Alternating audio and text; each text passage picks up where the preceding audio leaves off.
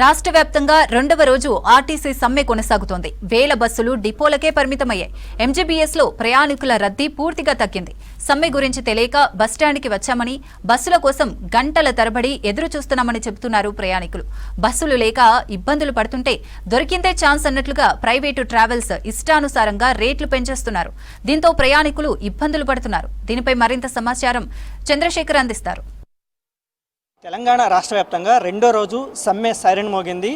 ఏదైతే నిన్న అర్ధరాత్రి నుంచి తెలంగాణ వ్యాప్తంగా ఆర్టీసీ కార్మికులు కొన్ని వేల మంది కూడా రాష్ట్ర వ్యాప్తంగా బస్టాండ్ల దగ్గర వాళ్ళు సమ్మె చేస్తూ ఉన్నారు. ఎందుకంటే వాళ్ళకి గవర్నమెంట్ ముందు ఒక 32 ప్రతిపాదనలు అయితే వాళ్ళు పెట్టడం జరిగింది. దాంట్లో 29 ప్రతిపాదనలు గవర్నమెంట్ ఇప్పటికే మేము సాల్వ్ చేస్తామని చెప్పినప్పుడు కూడా మరొక 4 ప్రతిపాదనలు ఏవైతే వాటిని సమస్య పరిష్కరించకపోవడం వల్ల తెలంగాణ వ్యాప్తంగా ఆర్టీసీ కార్మికులు సమ్మెకి దిగామని నిన్నటి నుంచి కూడా చేస్తున్నారు. అయితే ఇది రెండో రోజు.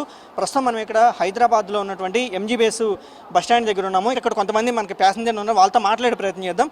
బస్సులు అయితే ప్రజెంట్ అయితే దొరుకుతలేవు. ఈరోజు అయితే ఇబ్బంది ఉంది, నిన్న కూడా ఇబ్బంది ఉంది.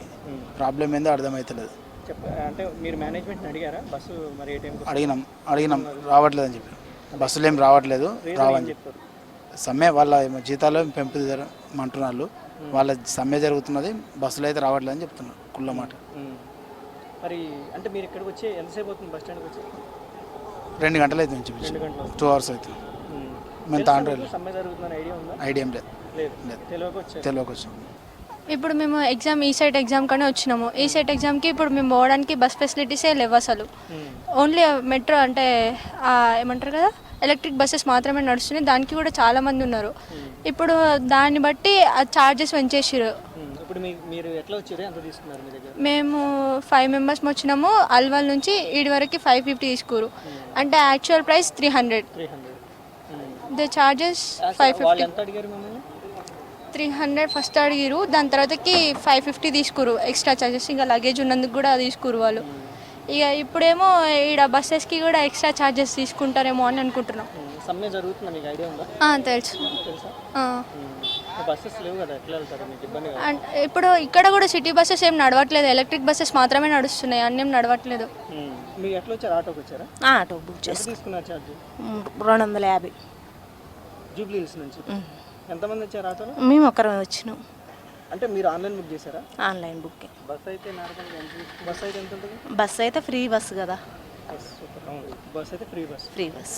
ఇప్పుడు అంటే ఎవరికైనా ఆటోకి ఎట్లా తీసుకునేవాళ్ళు?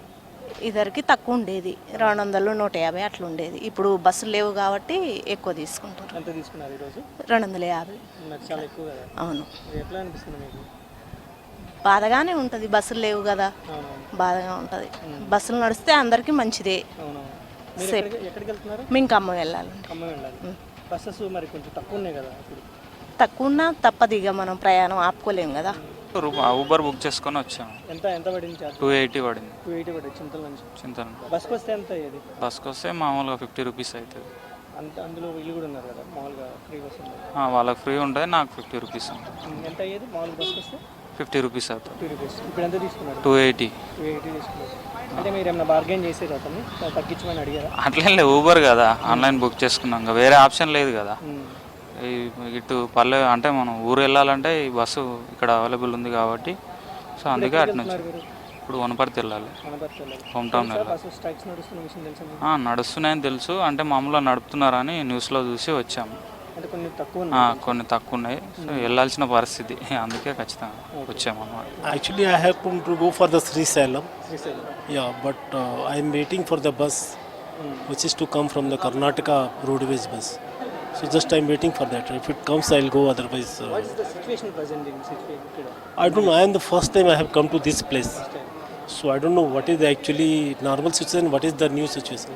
Do you know about Telangana RTC employees? No, actually I don't know anything because I am the newcomer here. Just first time I have come to go to that Mallikarjuna Jyotirlinga for darshan. Where are you from? I am from UP. UP? Yeah. So I don't know it is a strike or what. I have come to go, but one bus is coming from the Karnataka, so I am waiting for that. Are you meet with RTC management? No, I asked that in the counter. Okay. They told there is some strike is going on, and the Karnataka Roadways bus may come. So just I am waiting for that. మీరు ఎక్కడ ఉంటారు? సుండిపేంట శ్రీశైలం దగ్గర. ఎక్కడ? శ్రీశైలం పక్కన సుండిపేంట. మీరు అక్కడ ఉంటారా? ఆ. అంటే ఏదైనా వర్క్ మీద వచ్చారా? అవును. ఏంటి సిచ్యువేషన్ అసలు ఇక్కడ? ఏది ఉదయం నుంచి బస్సులు రావడం లేదు. కార్లు అడిగితే డబ్బులు ఎక్కువ అడుగుతున్నారు. ఎంత అడుగుతున్నారు? ఇద్దరు కలిసి 5,000 అడుగుతున్నారు. ఇదివరకు ఎంత ఉండే?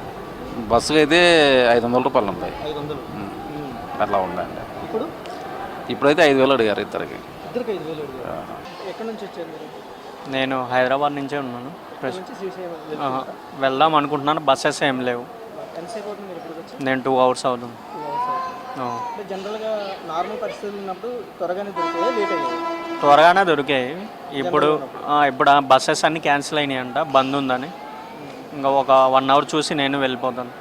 అంటే మీకు సమ్మె జరుగుతున్న ఒక ఐడియా? నాకేం ఐడియా లేదు, నేను తెలియదు, నేను వచ్చేసాను తెలియకుండా. వ్యాప్తంగా కూడా మొత్తం ఎక్కడ బస్ స్టాండ్లు చూసినా సరే ప్రయాణికులు వాళ్ళు బస్సులు తిరగకపోవడంతో వాళ్ళు వేరే ప్రైవేట్ ట్రావెల్స్ తోటి వెళ్లాల్సిన పరిస్థితి. ఆ ప్రైవేట్ ట్రావెల్స్ కూడా ఇప్పుడు ఎక్కువ అధిక ఫీజులు చెల్లిస్తూ ఉన్నారు. ఏదైతే ఇదివరకు కారుకి ఒక 1,000 రూపాయలు తీసుకుంటే ఇప్పుడు దానికి 5,000 రూపాయలు కూడా తీసుకుంటున్నట్టు కూడా ప్రయాణికులు మనకు చెప్తున్నారు. మొత్తం మీద పరిస్థితి చూస్తే ఇదే పరిస్థితి మాత్రం కొనసాగితే మాత్రం ప్రయాణికులు చాలా ఇబ్బంది పడే అవకాశం కనిపిస్తూ ఉంది. కెమెరామెన్ రమేష్తో చందు, V6 న్యూస్, హైదరాబాద్.